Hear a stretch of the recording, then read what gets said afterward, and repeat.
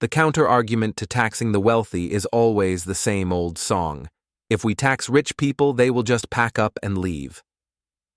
This threat of capital flight suggests that raising taxes will ironically tank revenue by driving high net worth individuals, their businesses, and their capital elsewhere. The Laffer Curve Nuance, the fake out. This idea is based on the Laffer Curve, which theorizes that tax revenue increases with tax rates only up to a point. After that, higher rates discourage activity and lower revenue. That's the theory. But listen up. Data overwhelmingly suggests most countries, including the US, are not even close to the point where lowering taxes would increase revenue. A 2017 study of 27 countries found that raising rates on top earners would simultaneously raise tax revenue in almost all of them.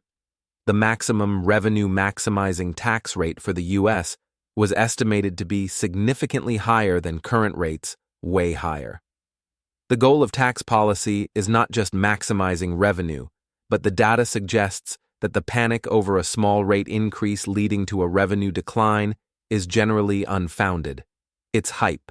Despite decades of threats that millionaires would flee New York due to high taxes, the city's millionaire population has nearly doubled since 2010.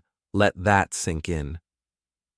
New York's enduring value, access to Wall Street, Silicon Valley, and massive business opportunities straight up outweighs the inconvenience of high taxes for most successful individuals.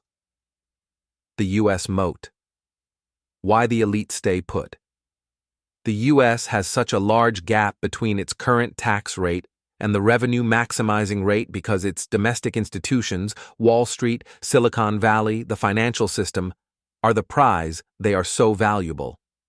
For most wealthy Americans, the opportunity cost of leaving the U.S. is higher than the cost of paying the taxes. It's a no-brainer. The analysis suggests that even with a top marginal tax rate as high as 76%, according to one study, most wealthy people would remain because access to the U.S. economy is simply worth more than the tax savings. That's the bottom line. Millionaire exoduses do happen, but they are the exception that proves the rule. Fam. The UK is a curious, instructive case study. The UK exodus. The UK lost a staggering 10,000 high net worth individuals, HNWIs, in a recent calendar year. That's a lot of paper. The cause, the transactional flaw.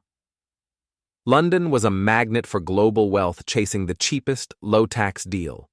When the UK started introducing policies to crack down on money laundering and extract more local benefit, the most transient HNWIs bounced to the next low-tax haven, like Dubai. The lesson competing in a race to the bottom to attract wealthy individuals who have zero local attachment is a losing game, full stop. When the better deal arrives, they will peace out. However, even with the exodus, the total number of millionaires in the UK still increased due to the growth of homegrown wealth, which is far less likely to leave. That's the stickiness you want. The entire discussion about wealthy people fleeing is often based on statistically insignificant numbers, plain and simple. Global migration rate.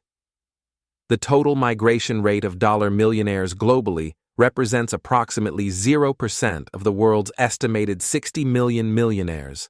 It's a drop in the bucket. The real loss is brain drain.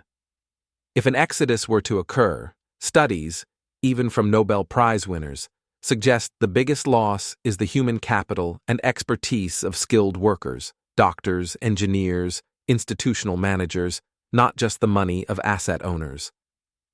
The takeaway money can be printed and infrastructure remains, but highly skilled professionals are hard to replace.